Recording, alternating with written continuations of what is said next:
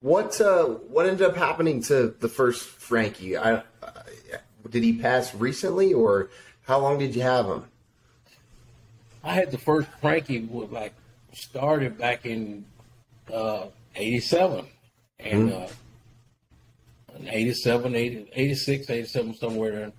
And what happened that one of my houses I had, we was at church one Sunday morning and the house caught a fire, and one of my deacons said, Koko, y'all need to get home because your house is on fire. And, it was just like, wow. And we was only like 5 minutes from our house, Wow. And so when I got there, there's fire trucks all around. Everybody was all there. And I went in around the backyard and stuff like that. And there was a neighbor that I never met that lives in the neighborhood. And he was trying to kick the back door in.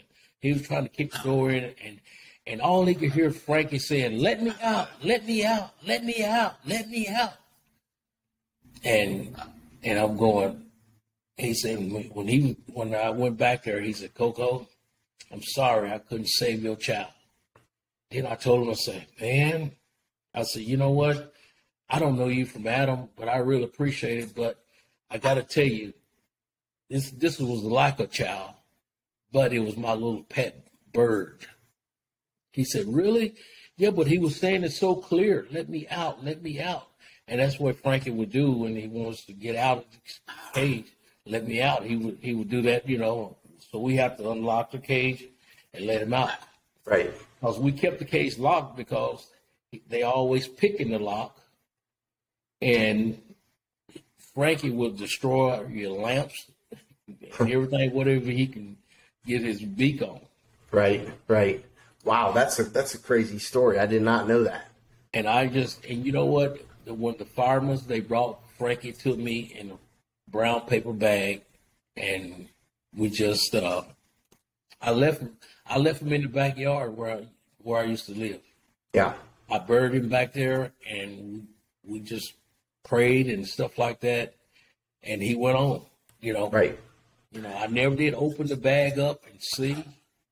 I kept it closed because I didn't want to see the bag. I didn't want to see him. Right, right. And then was it right after that you went and got the Frankie that is now with Frankie us Jr. today? Yeah, Frankie Jr.? Yeah, one guy. Well, we just ran across a great deal. God, if he closed one door, he can open another one. And God did that we bought Frankie. In fact, you know what? We didn't buy Frankie, Jr. here. There was a military guy in I think it was Navy, and he put it on Facebook or something that he wants to try to sell his bird and stuff like that, cage and all. And we saw it was a blue and gold macaw. Wow. And then we called the guy up and stuff like that, and we went to see the bird and cage and all that. And so I told him who I was and everything, and told him what happened to Frankie. Don't you know he blessed me with Frankie Jr. Right. That's cool, man. Hey, there's the story. He gave it to him. He gave me Frankie Jr. Said, "Hey, you deserve this." He said, "I wanted somebody that was a bird lover to keep him because I didn't want him to be mistreated or anything like that."